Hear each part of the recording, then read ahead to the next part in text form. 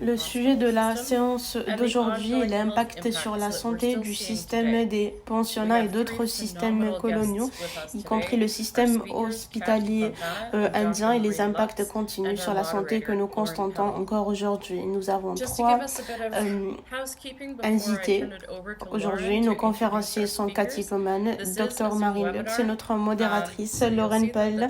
Juste pour donner quelques instructions avant de passer la parole à Lorraine pour introduire nos conférenciers. C'est un webinaire, donc vous verrez que la fonction du chat n'est pas activée. Nous aurions une boîte de questions, mais malheureusement, nous avons des difficultés techniques. Nous sommes désolés. Ce que nous allons faire, c'est de partager notre adresse mail où vous pouvez poser vos questions. Il y a énormément de personnes avec nous aujourd'hui dans la réunion, mais malheureusement, nous ne pourrons pas répondre à toutes les questions. Nous avons également des problèmes techniques. Nous avons l'interprétation des langues des signes. And fortunately, we had some issues for the French interpretation, and we hope that it would be settled for the next sessions. Cependant, cette session sera enregistrée et téléchargée sur notre chaîne YouTube NCT. Après cette réunion, notre modératrice, Lorraine, couvre la propagation mondiale des maladies infectieuses, la préparation des pandémies et l'intersection cruciale entre la santé et le changement climatique. Elle a remporté le prix pour ses reportages approfondis sur la santé en 2020 et 2022 et également élu la meilleure newsletter éditoriale au Digital Leashing Awards 2024 et lauréate du couverture climatique 2024 dans la catégorie santé. Merci d'être avec nous, Lorraine, également Mine et Cathy. Donc, Lorraine, je vous passe la parole. Merci beaucoup. Je ne sais pas si j'arrive à activer ma caméra pour que je puisse voir tout le monde. Super, merci beaucoup. Merci à tous.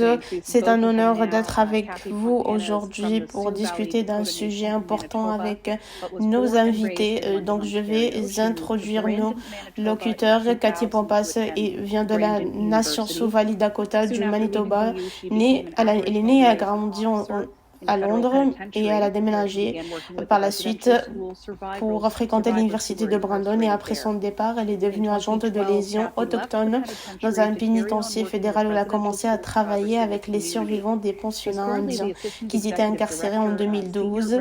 Elle a quitté le pénitencier par la suite pour continuer à travailler avec les survivants des pensionnats dans la communauté. Elle est actuellement directrice générale adjointe et travailleuse de soutien au soutien de résolution principale où elle fournit des services de santé mentale, émotionnelle, de soutien culturel aux pensionnats indiens, aux externats de 60 ans et aux survivants intergénérationnels. Elle a acquis de nombreux certificats et diplômes axés sur les effets du traumatisme et la guérison des traumatismes. Cathy, merci de nous rejoindre aujourd'hui pour partager vos points de vue. Dr Marine Lux est également avec nous. Elle enseigne l'histoire canadienne des relations gouvernementales autochtones et l'histoire sociale de médecine à l'université Brock. Son livre Sacred Beds, A History of Indian Hospitals in Canada, qui est paru en 2016, examine les soins hospitaliers à ségrégation raciale et les impacts de ce système sans voix dans leur propre système de santé. Les peuples autochtones ont été forcés par la loi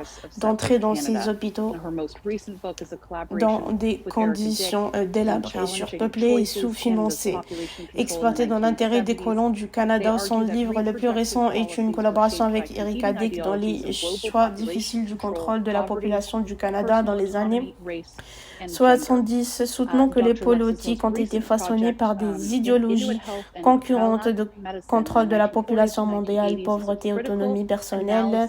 Le projet le plus récent du Dr Lux, Inuit Health and Kalut Medicine, dans les années 40 et 80, est une analyse critique des contextes les plus larges de la modernisation de l'État-providence afin d'informer les politiques sociales. Donc, au cas où vous ne pourriez pas le deviner, ce sont des personnes personnes qui ont une connaissance approfondie de sujet. Nous sommes très heureux de les avoir pour approfondir ces discussions. Nous pouvons commencer, donc si vous pouvez activer vos micros, nous allons commencer.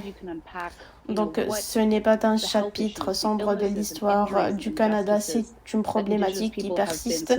J'espère que vous pourrez déballer et expliquer les problèmes de santé, les maladies, les blessures et les injustices auxquelles les peuples autochtones ont pu faire face, que ce soit dans les pensionnats, les hôpitaux indiens, comme on les appelait, les sanatoriums pour tuberculose ou ailleurs. Est-ce que vous pouvez donner votre opinion concernant ce sujet, comment on est arrivé là?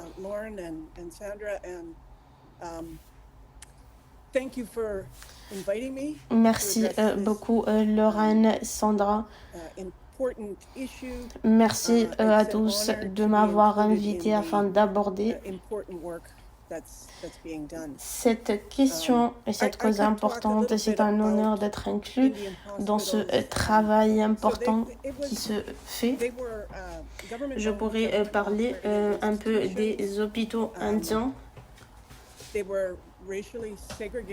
C'était des institutions appartenant au gouvernement, des hôpitaux à ségrégation raciale. Il y en avait à peu près 30 établis à travers le pays, principalement à l'ouest de l'Ontario. Ils ont fonctionné entre les années 1930 et 1980.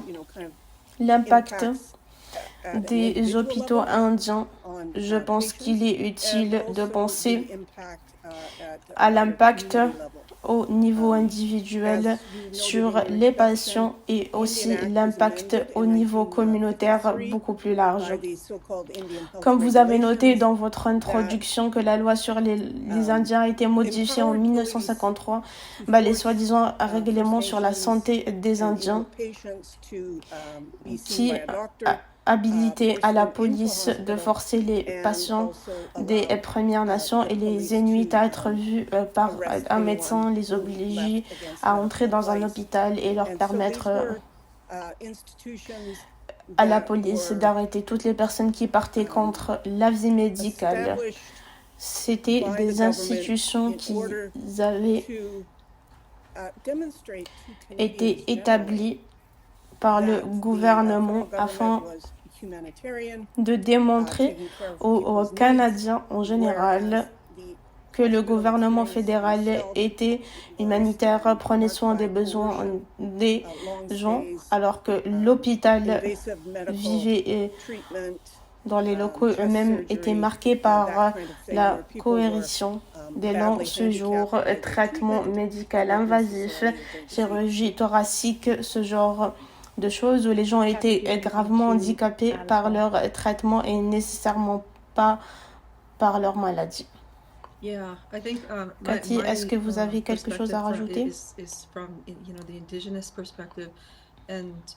Oui, je pense mon point de vue est celui le point de vue autochtone et comment nous voyons et comprenons l'association médicale depuis ses débuts jusqu'à maintenant. C'est que vous savez, la société des colons croyait que les peuples autochtones étaient naturellement ou intrinsèquement malades parce qu'ils croyaient que nous étions une race inférieure. La réinstallation forcée des peuples autochtones dans des réserves où nous pouvons pas récolter des aliments, des médicaments traditionnels, obligés également à consommer des rations riches en glucides et pauvres en nutriments, qui provoquaient un système immunitaire affaibli, les caries dentaires, l'obésité, le diabète, les maladies cardiovasculaires, les cancers, l'hypertension artérielle, et la liste est encore longue. Et assez souvent, les gens ne comprennent pas vraiment cette connexion que nous avions notre propre façon de vivre et d'être, et l'une de ces façons était de manger des aliments de campagne traditionnels, des viandes sauvages, et quand ceux-ci ont été arrachés, vous savez, surtout dans les hôpitaux indiens et les systèmes de réserve, ils ne nous ont pas permis de pouvoir manger ces aliments-là, et c'était très limité. À la place, nous étions obligés de manger du bœuf, et comme je l'ai mentionné, donc le lait, le fromage, le pain, et ce genre de nutriments auxquels notre corps n'était pas habitué, créant ensuite plus de problèmes et aller à l'hôpital indien, comme je l'ai mentionné, c'était des gens intrinsèquement malades. Et nous devons prendre soin d'eux. Et donc, de notre point de vue, je pense que ils voulaient être vus comme des sauveurs. Et il y a un terme pour cela que nous utilisons, que certaines personnes utilisent également. C'est fondamentalement le droit, le grand savoir blanc, et c'est en quelque sorte, nous sommes encore en train de vivre cette association médicale, cette perspective comme étant un essai de nous soigner et de nous sauver, et ils ne savent pas comment le faire. J'ai personnellement eu l'honneur de parler à certains des survivants de ce type d'établissement, tout en couvrant, vous savez, l'horrible héritage des hôpitaux indiens et des sanatoriums anti-tuberculose. Je me souviens que ces gens partageaient avec moi ce sentiment de savoir qu'ils sont emmenés quelque part pour un traitement médical, et pourtant les gens ont été emmenés à des centaines de kilomètres de chez eux dans des établissements surpeuplés avec du manque de personnel, se sentant détenus sur place. Ils ont pu partager des histoires d'abus physiques et sexuels. Donc avec votre expérience, en discutant avec ces survivants-là, qu'est-ce qu'ils ont pu partager avec vous de ces traitements médicaux, et ce qui a fini être le résultat de la réalité de ces établissements au Canada qu'énormément de personnes autochtones vivent. Quels sont les témoignages de ces survivants? Je pense que la principale chose qui a été partagée, c'est qu'ils ont été emmenés en grand nombre loin de leur famille, de leur communauté, pour fréquenter un pensionnat lorsqu'ils étaient enfants. Ils ont été emmenés des pensionnats vers des hôpitaux indiens pour certains types de traitements, et ne sachant pas pourquoi ils étaient emmenés dans ces hôpitaux-là, même s'ils étaient emmenés directement de chez eux. Dans un hôpital indien, par exemple, ils n'avaient pas leur mot à dire, dans la mesure où ils n'avaient pas le choix. Ils étaient obligés d'opter pour ce type de traitement. Énormément de ces survivants ont mentionné que les parents leur expliquaient que nous avons nos propres médicaments, nous avons notre propre façon de guérir ces maladies, mais comme vous l'avez mentionné, vous savez, lorsque la GRC ont été chargés de prendre soin de ces gens et de les détenir contre leur gré, ils ont dit que c'était une chose d'être traumatisé, d'être amené à aller au pensionnat, puis c'est tout un autre traumatisme d'être emmené dans un hôpital indien et d'être poussé et ne pas comprendre la langue, si même ils leur adressaient leur parole. Il y a certains survivants qui ils ont mentionné, ils sont allés à l'hôpital indien pour un certain type de traitement et personne ne leur a jamais dit ce qu'il allait se passer, ce qu'ils allaient faire. Comme ils font aujourd'hui, ils l'expliquent tout au fur et à mesure, mais ils ne l'ont pas fait.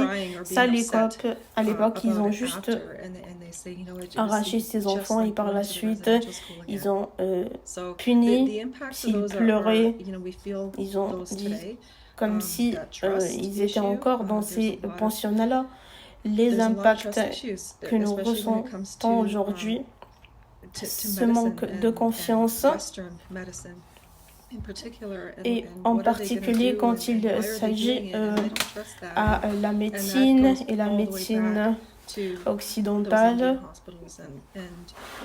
comment ils vont les traiter, et ça revient dans ces hôpitaux indiens et être forcés à y aller et subir des traitements qui ne sont pas nécessaires.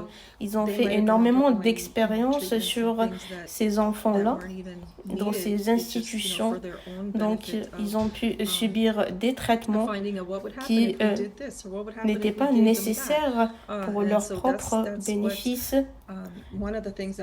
Qu'est-ce qui va se passer si nous leur donnons ce type de médicament ou un autre type de traitement? Ce qui a été inclus également des excuses qui se sont produites la semaine dernière de l'Association médicale canadienne. C'était les examens médicaux et les expérimentations faites sur les peuples autochtones alors que ce n'était pas justifié.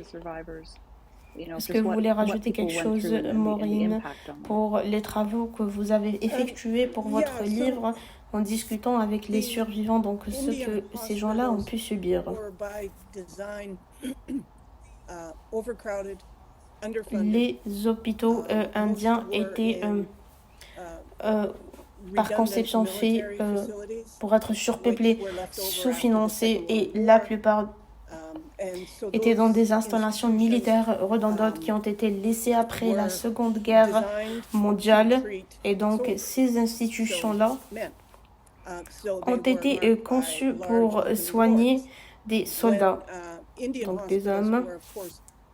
Elles étaient marquées par de grandes salles ouvertes alors que les hôpitaux indiens étaient bien sûr exploités comme des hôpitaux généraux.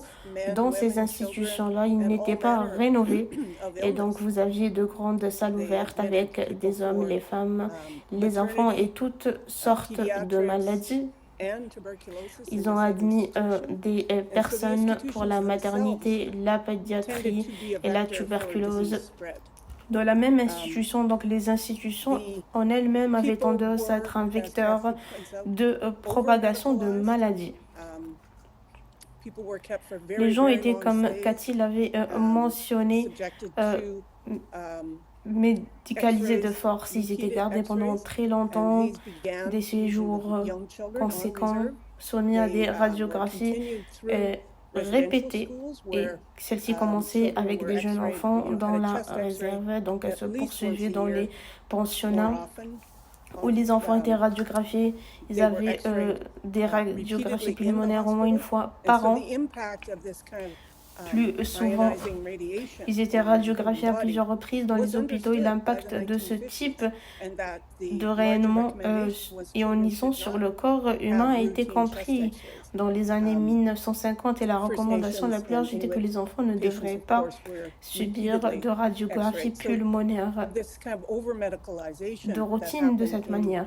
Les patients des Premières Nations et des ennemis ont bien été évidemment radiographiés à plusieurs reprises. Ce type de surmédicalisation se produisant dans les hôpitaux indiens et les pensionnats indiens a eu des impacts à long terme sur la santé individuelle. Je veux certainement discuter de ces impacts à long terme, mais ce que j'entends de vous deux, c'est qu'il y a la propagation de maladies, le traumatisme qui est déplacé entre ces établissements, des expérimentations médicales. Vous avez une longue liste d'injustices que les gens ont subies dans ces cas-là et nous parlons d'un système de soins de santé à l'époque. Donc, alors parlons de l'éthique de cela. Pouvez-vous en quelque sorte déballer et Cathy peut-être commencer par parler de l'éthique des gestions qui était considérée comme un système de soins de santé destiné à traiter les gens pour garder en bonne santé. C'était la notion à l'époque et qui a eu des résultats tout à fait opposés pour les peuples autochtones et qui a existé dans des domaines tellement larges. Est-ce que vous pourrez mentionner peut-être ce point-là? Vous dites que ces institutions ont été créées pour traiter les gens et les garder en bonne santé, alors qu'en effet, pour les peuples autochtones, c'est exactement le contraire. Elles ont été créées, ce qu'ils voulaient faire à l'époque, éradiquer les gens, ils voulaient se débarrasser des peuples autochtones. Et tout ce qu'ils voulaient faire donc, à travers le pays, c'était une manière d'essayer d'imposer leurs idéologies et faire ce qu'ils voulaient. Concernant les éthiques, ils voulaient montrer à leur peuple, nous prenons soin d'eux, nous leur donnons des soins médicaux, voilà ce qu'on fait pour eux, mais derrière les portes fermées, Ce qui a été fait n'avait rien d'éthique. Les traitements et les expérimentations, la surmédicalisation qui a été mentionnée, tout ce qui y a été fait n'avait rien d'éthique. Et c'est pour cela qu'il y avait les excuses publiques la semaine dernière, donc ils savaient qu'ils étaient en tort pendant toutes ces années et ils devaient justement s'excuser de cette situation. Donc, vous devez prendre un serment en tant que médecin et dire que vous allez traiter les patients de mieux que vous pouvez. Et c'est pas ce qu'ils faisaient à l'époque. Certainement, il n'y avait aucune éthique dans la situation. Oui, je suis tout à fait d'accord avec ces points, effectivement, et je pense il est important de comprendre que les hôpitaux indiens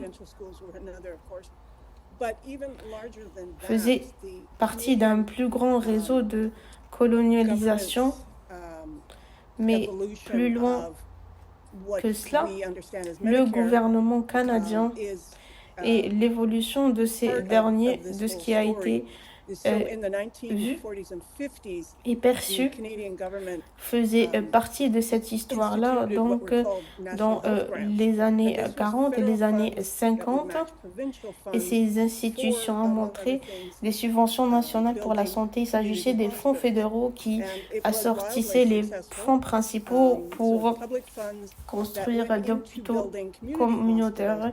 Ça a eu un énorme succès. Ce ne sont pas des fonds publics qui ont été consacrés à la construction d'hôpitaux pour la population des colons. Il y a eu 3000 hôpitaux construits au cours de la première décennie du programme. Et par la suite, il y a eu également les hôpitaux indiens qui ont ségrégué et séparé les peuples autochtones.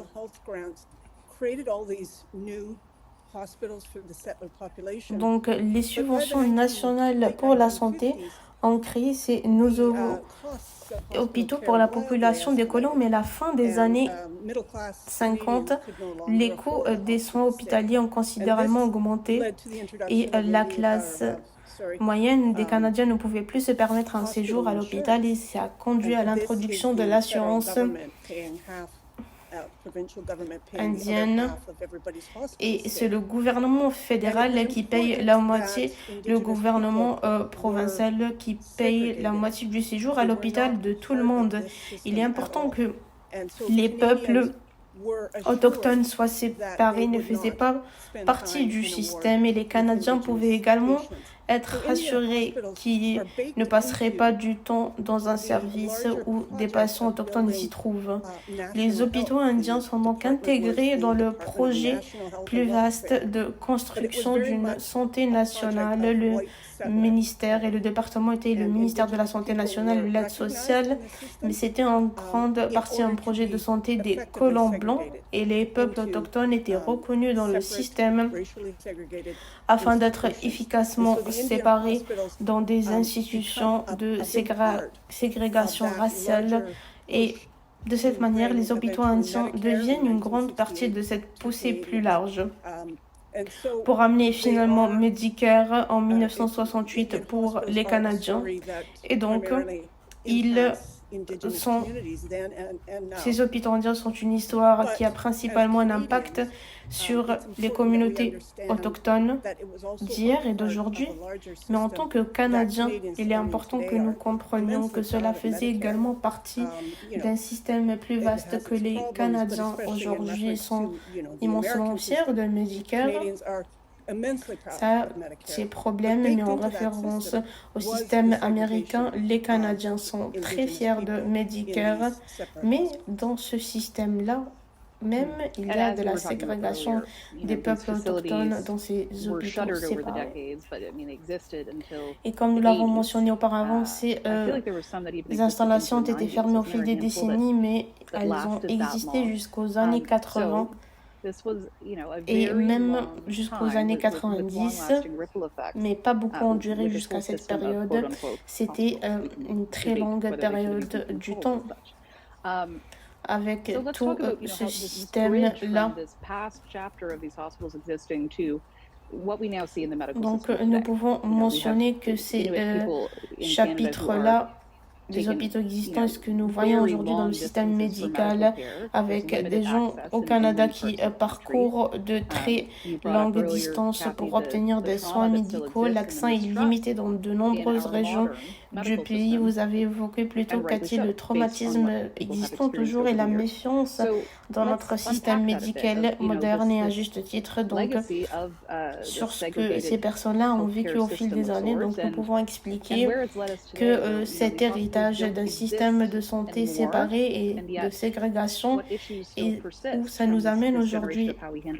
Ces hôpitaux n'existent plus, mais quelles sont les problématiques qui persistent dans cette génération? Je pense que c'est quelque chose qu'énormément de personnes ne comprennent pas et ne savent pas. Si vous venez du Nord, il n'y a pas énormément d'endroits où vous pouvez aller pour avoir des vrais soins de santé, donc pour avoir un type particulier de scanner ou quelque chose qu'ils ne peuvent pas faire dans le noir. Ils doivent voir ces gens à Winnipeg ou à Regina ou Edmonton ou partout où ils habitent, le plus près du grand centre. Et donc, quand vous êtes dans la salle d'attente de l'hôpital, vous entendez énormément de commentaires en tant qu'une personne autochtone. Pourquoi il y a autant d'Indiens? Ils ne peuvent pas aller nulle part. Pourquoi ils sont ici, etc. C'est toujours plein d'Indiens. Donc, ils se plaignent toujours du nombre de personnes autochtones qui attendent de se faire soigner. Énormément de ces commentaires-là, et je dis ceci par expérience, car j'ai eu quelques problèmes médicaux et j'ai passé énormément de temps dans ces salles d'attente où j'écoutais et j'entendais ces commentaires-là. Donc ils le disent d'une manière discrète, soi-disant pour les personnes avec qui ils sont, mais nous les entendons. Énormément de personnes font ces commentaires-là et d'autres personnes autochtones doivent se déplacer pour ces soins-là. Ils doivent être logés dans des hôtels. Donc, c'est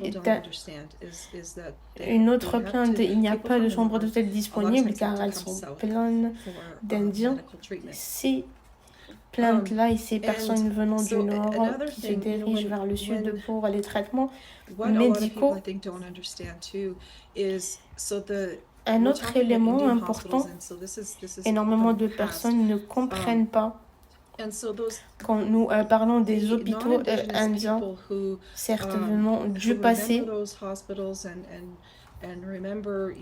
les personnes non autochtones qui se souviennent de ces hôpitaux-là et se rappellent de l'épidémie de tuberculose et des maladies qui s'étaient propagées. Donc, ce qu'ils avaient écouté et entendu sur les hôpitaux indiens, ils racontent ces histoires-là à ces familles-là. Ils sont passés de génération à génération.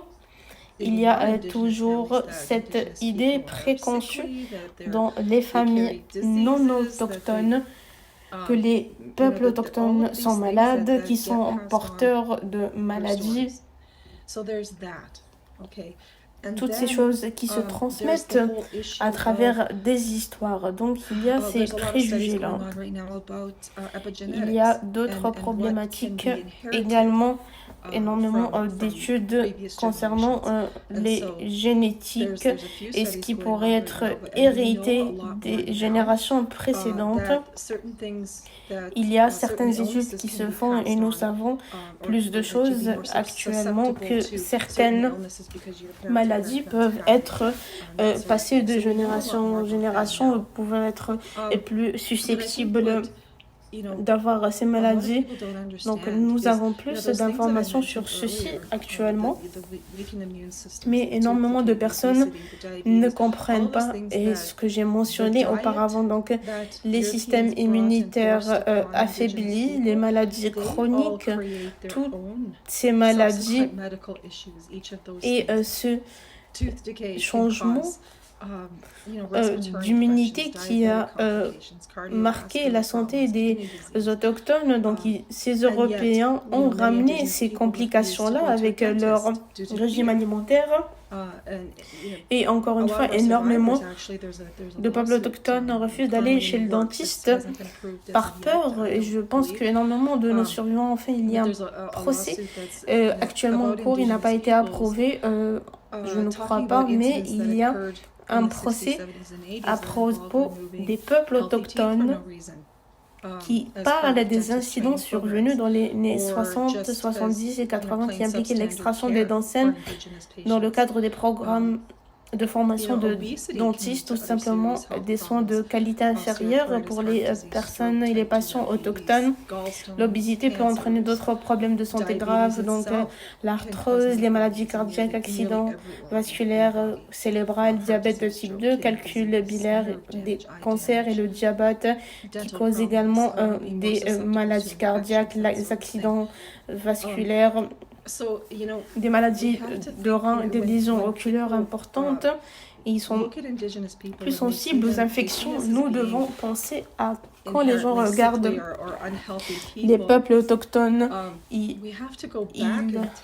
nous voient comme des personnes malades ou en mauvaise santé. Nous devons revenir en arrière, examiner pourquoi nous étions à une époque extrêmement bonne santé, mais ces Européens-là, en venant et ils ont vu notre train de vie sain. Et ils ont pris cela pour de la mauvaise nutrition, mais c'était justement une preuve de notre bonne santé pour l'alimentation que nous prenons. Donc, les viandes sauvages qui sont très riches en protéines, les plantes végétales, le poisson propre que nous avons auparavant.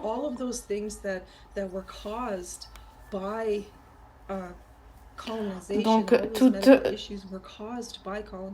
ces maladies-là qui étaient causées par la colonialisation, donc ça a été causé par ce qui a été forcé et imposé. Et en tant que peuple autochtone, nous sommes confrontés à des problèmes de santé. C'est fondamentalement un héritage que nous laissons à nos enfants. Mes enfants auront certaines maladies parce que mes parents, mes grands-parents et mes arrière-grands-parents sont allés au pensionnat. Vous savez, c'est beaucoup plus grand que ce que les gens pensent assez couramment. Le terme utilisé le plus souvent, il devrait déjà s'en remettre.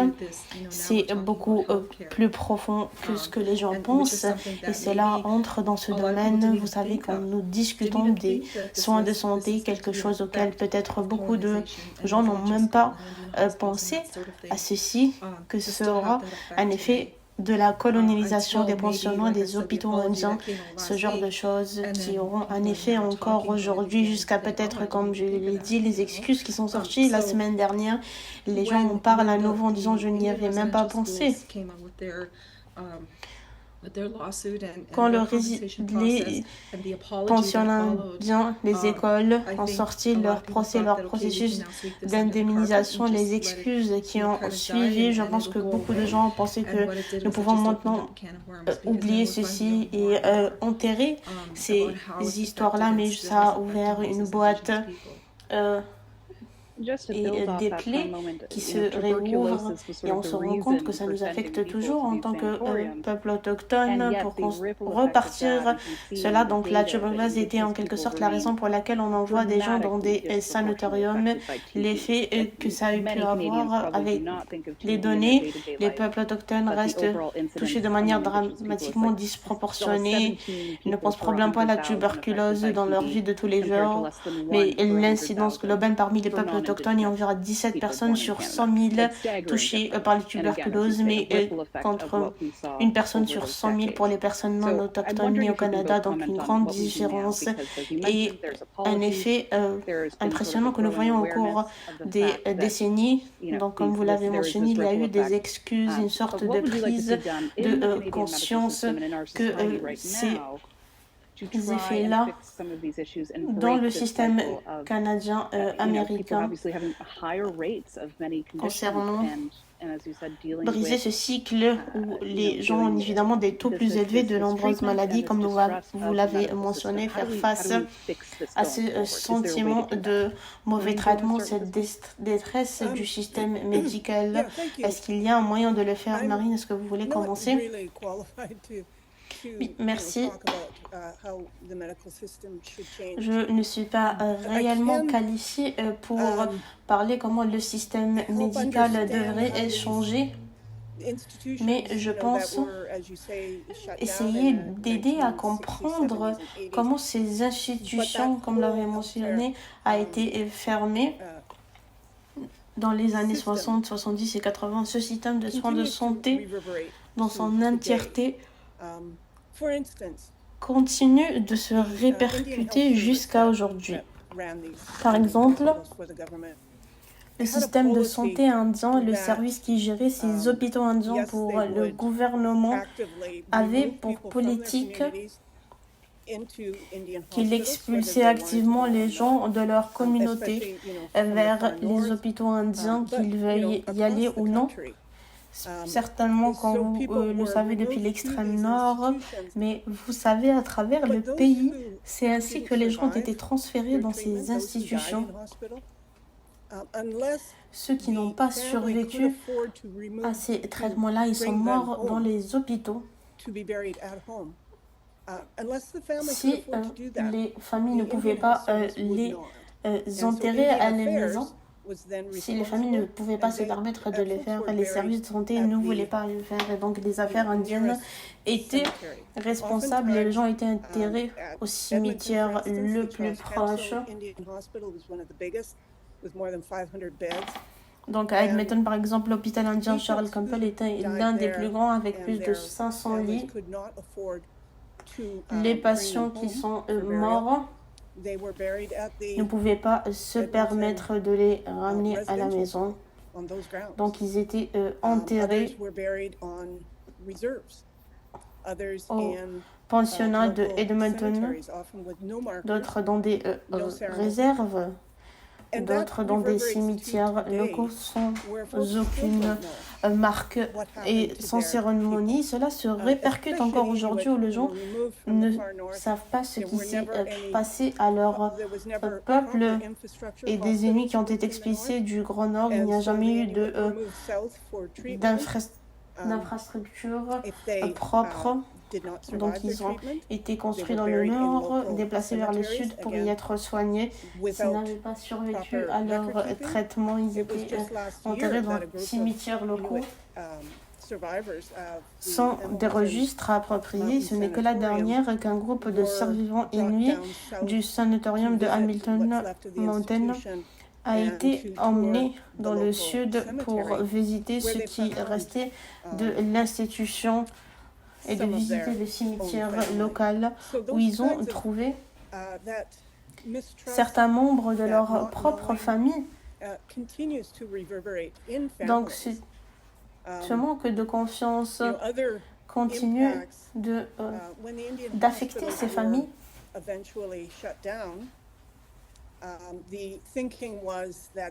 Quand les hôpitaux indiens ont été fermés, l'idée c'était que les services indiens, pour mettre ces fonds-là et à les rajouter aux hôpitaux communautaires afin que les hôpitaux puissent s'étendre pour inclure les patients autochtones. Ça a été résisté et dans les ministères et les départements provinciaux de la santé, en mentionnant que les peuples autochtones étaient mieux soignés par le gouvernement fédéral, dans leurs hôpitaux communautaires n'appartenaient pas aux patients autochtones. Ils étaient vus comme moins dignes de soins lorsqu'ils se présentaient dans les hôpitaux communautaire. Donc, ce genre d'impact ne sont pas facilement oubliés dans les communautés ou par les individus. Et vous savez que vous pouvez pardonner aux gens d'approcher la médecine occidentale avec une extrême prudence et beaucoup de soucis. Parfois, vous ne savez pas aborder la médecine occidentale par peur de la façon dont il pourrait être traité dans les hôpitaux communautaires. C'est quelque chose que nous entendons encore aujourd'hui des membres de la communauté autochtone à propos de ces traitements qu'ils peuvent recevoir dans le système de santé. Cathy, je vous donne le dernier passager où nous allons partir ici dans notre système de santé moderne et comment notre société fonctionne au Canada. Je veux dire, comment est-ce que pouvons-nous améliorer les choses parce que ces problèmes dont nous avons discuté ont en effet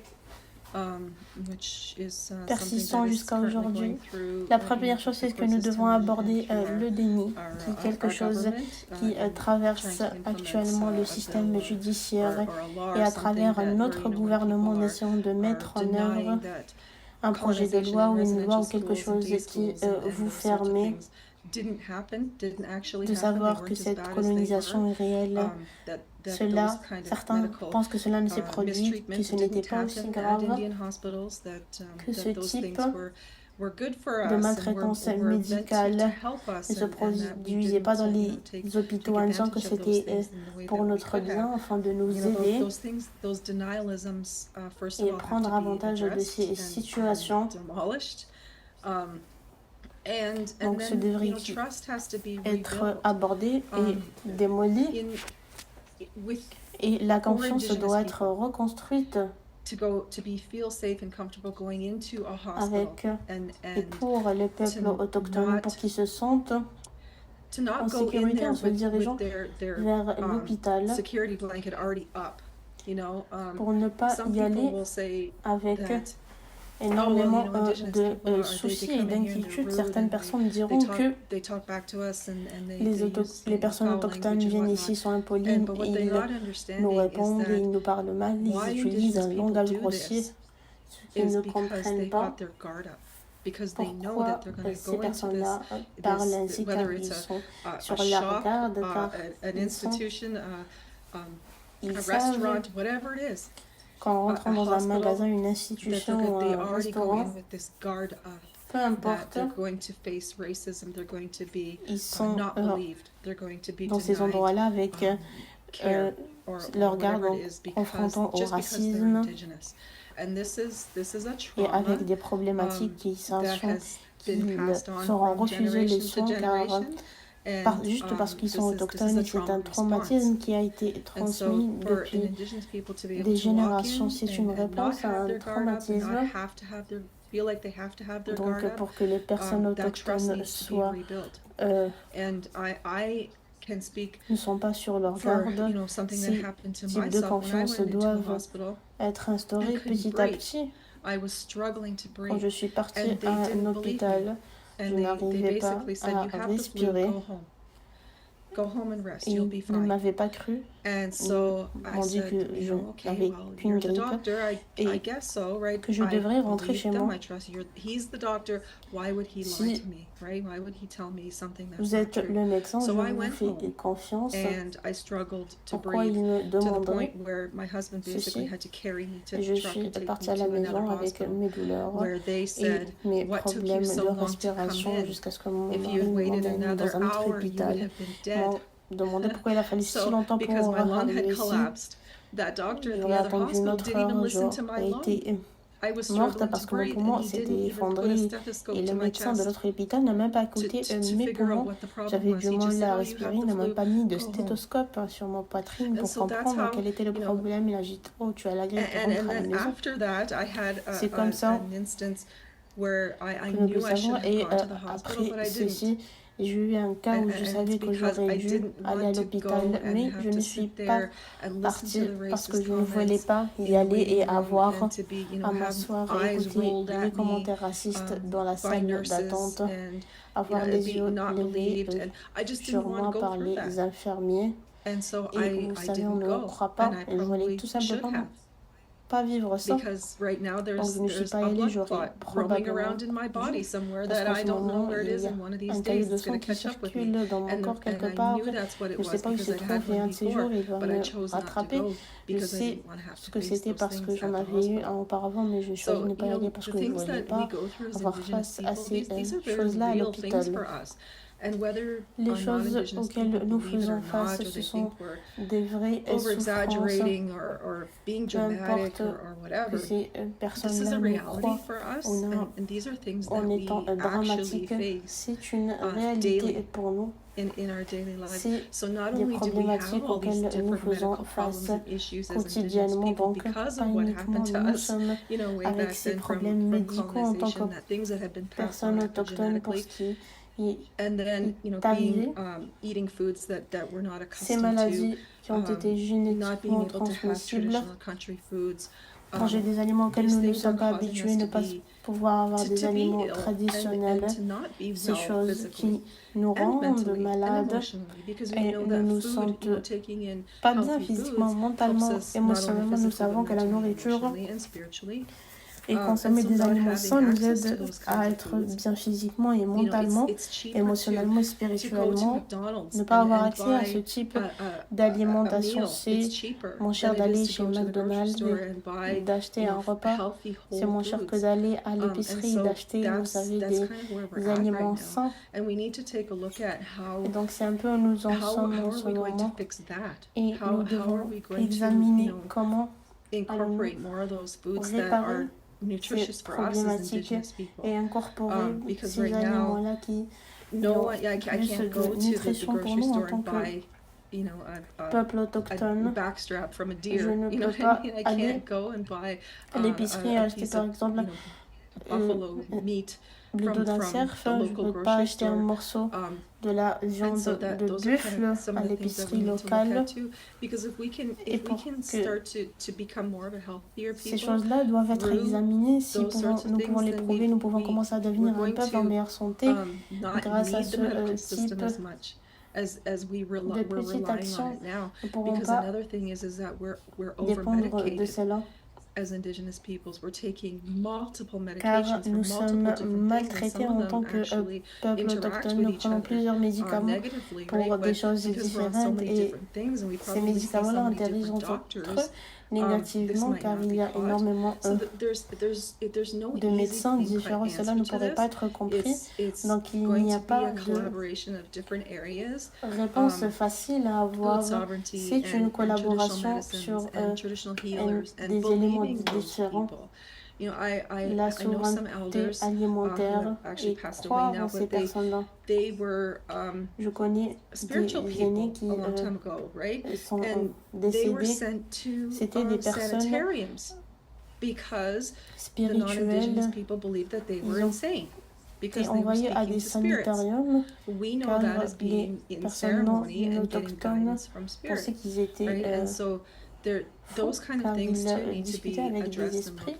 Ce type d'éléments devrait être adressé, donc il n'y a pas de questions précises ou des réponses précises à ces éléments-là. Et tout le monde devrait être inclus.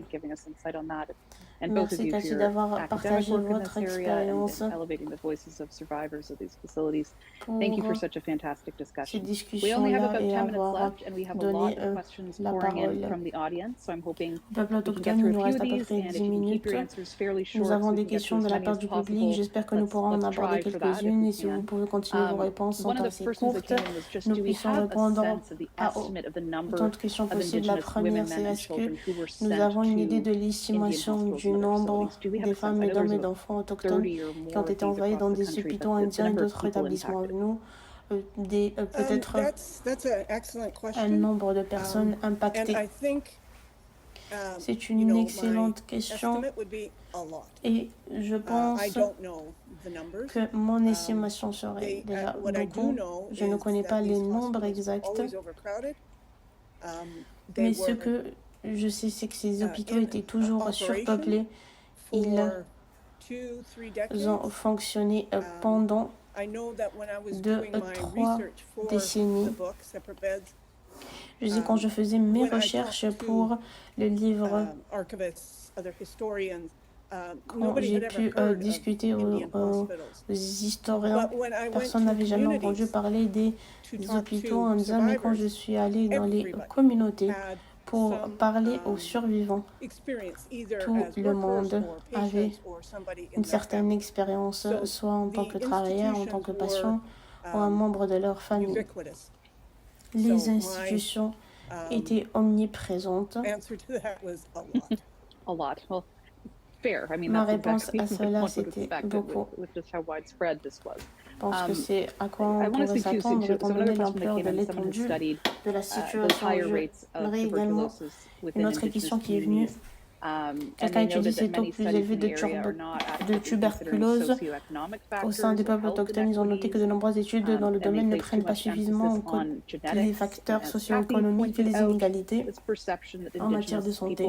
Elles accordent trop d'importance à la génétique, comme Cathy l'a souligné. Ces peuples autochtones sont vus comme des personnes malades au sein de la communauté médicale. Les professionnels de la santé, les étudiants prennent maintenant pour intégrer l'histoire et la détermination sociale de la santé dans l'évaluation de la santé autochtone avec des guérisseurs, des membres de la communauté pour nous aider à trouver des solutions. C'est sûr, je pense qu'il faut tout prendre en considération. Je sais qu'en prenant en compte ces recherches-là, et quand les gens essaient de bien comprendre pourquoi ces peuples autochtones sont si malades, vous devez revenir dans le passé et voir ce que c'était quand les Européens battaient de la farine, du sucre et du sel dans les choses comme ça dans notre pays. Ils l'ont présenté au peuple autochtone, ils l'ont ensuite imposé à travers des rations et ne pas pouvoir chasser et pêcher ce genre de choses. Ces trois choses sont préjudice à la santé. Le sucre, le sel et la farine posent à eux seuls tellement de problèmes. Donc, vous devez revenir dans l'histoire et vraiment regarder ce qui a causé beaucoup de ces problèmes, les prendre en considération au lieu de dire ils sont juste malades, parce que ce n'est pas le cas. Et ce n'est pas ce que nous pouvons faire, car je crois que les peuples autochtones reviennent à un endroit où nous sommes en extrêmement bonne santé. Je crois que cela va prendre du temps, des efforts, de la collaboration. Quand vous faites ce genre de recherche, gardez ces choses-là à l'esprit, mais vous connaissez le stress d'être retiré de votre famille et de votre communauté. Pour un pensionnat, le stress d'être retiré de votre communauté, donc aller dans le sud pour des traitements médicaux angoissants. Qu'est-ce que cela fait au corps et comment cela peut-il affaiblir le système immunitaire en causant des problèmes gastro-intestinaux? C'est un effet que je pense que les gens ne prennent pas en considération, qu'il faut avoir une vue d'ensemble en rassemblant les choses, qu'on essaye de trouver des solutions. Je pense que dans les manuels de médecine, ce contexte pour la prochaine génération. Donc évidemment, vous savez que le système de ségrégation manifeste a été vu, mais une question sur la démarche actuelle vise à construire, les hôpitaux commencent à créer des programmes qui demandent l'inscription si une personne souhaite être reconnue et soutenue via un parcours culturellement aligné. Et cette personne, en posant des questions, mettant en place des programmes, nous passons à une forme de ségrégation particulière. Je suis curieuse de savoir ce que vous en pensez. Est-ce que c'est nous emmène vers une ségrégation?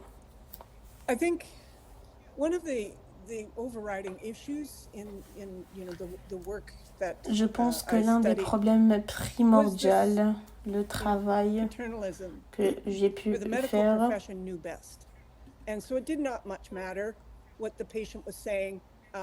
et donc ça n'avait pas réellement d'importance. Même les associations canadiennes ont pu s'excuser en partie dans leurs annonces, n'était qu'un petit morceau sur les recherches qu'ils ont effectuées dans leur propre archive de l'AMC. Ils ont découvert qu'il n'y avait que 2 cas au cours de certaines années où les peuples autochtones sont apparus comme un sujet de discussion. C'était dans les années 1950 et les 1960 les bas salaires que le gouvernement fédéral a accordé aux médecins travaillant dans les hôpitaux indiens. Ils se plaignaient des bas salaires et l'autre problème était en 1968 lorsque le service de santé indien a réduit les soins médicaux pour les peuples autochtones en prévision de Medicare et les coûts impliqués. Ils étaient les deux. Donc, des cas des associations médicales canadiennes a découvert dans ses propres archives que les questions autochtones rejoignaient les 4.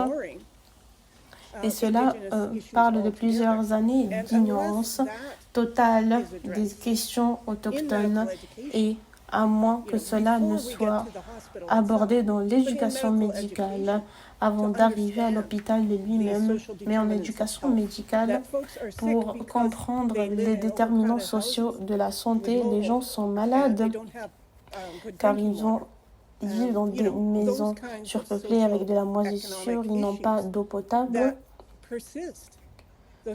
Ces problématiques socio-économiques qui persistent aujourd'hui, qui ont été fondées dans les années 40 et 50 pour les rendre meilleurs et les ramener à la pauvreté qui les a rendus malades, pour nous garantir que cela continue. Peut-être est-ce que vous avez une idée précise sur cette notion, donc la notion des nouveaux programmes d'hôpitaux, demander aux personnes s'ils veulent être soutenus culturellement, est-ce que vous amène à ce type de ségrégation, est-ce que ça nous fait un pas en avant? Quelle est votre opinion? C'est difficile à dire, car ça pourrait nous faire avancer, ça pourrait, si c'était fait de la bonne manière. Mais qu'est-ce que j'aurais je dirais donc, nous aurons justement cette sur la ségrégation, parce que tout le monde, peu importe qui vous êtes ou d'où vous venez, quelle couleur, vous devrez être traité toujours de la même manière et par la même manière. Nous avons nos manières d'utiliser la médecine traditionnelle. Nous savons que nos soigneurs et nos guérisseurs, dotés de ces capacités, savent qu'ils peuvent nous dire ce dont nous avons besoin avec une collaboration de la médecine occidentale, en incluant ces personnes-là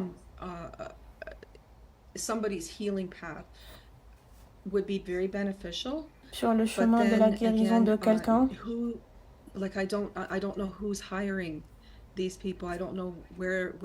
Donc, je ne sais pas qui recrute ces personnes-là, où ils les trouvent. Donc, nous avons un peu plus de conscience sur le sujet, car il y a de la confiance. Est-ce que l'hôpital interviewe des personnes? Ça m'a l'air vrai, ou est-ce que c'est les peuples autochtones qui sont engagés? Il y a énormément d'éléments. Et je pense que ça peut être bénéfique, mais ça devrait être fait de la bonne manière. Si nous ne voulons pas être dans cette ségrégation, quand les personnes non autochtones savent qu'il y a une route séparée pour ces personnes-là, et à ce qu'ils pensent, c'est une perte d'argent. C'est la première chose qui leur vient en tête. Donc ils vont prendre leur drogue, boire de l'alcool. Il y a tellement de racisme et de déni qui se déroule de nos jours. Énormément de personnes se disent ah, je n'ai rien entendu de raciste, je n'ai jamais entendu quelqu'un nier. Vous n'entendez peut-être pas, mais nous le faisons ainsi. Nous devons être prudents avec ce genre d'éléments qui sont implémentés. Et encore une fois, il y a ces problématiques de confiance de notre côté.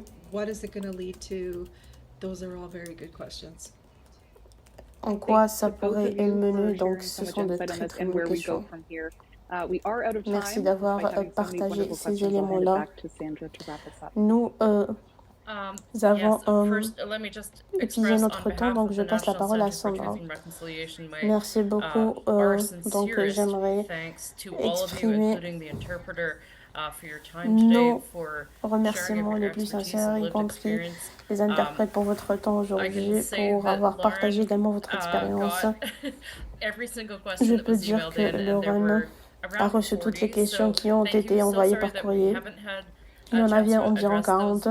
Merci à tous. Et désolé que nous n'avons pas eu l'occasion de répondre à d'autres questions directement.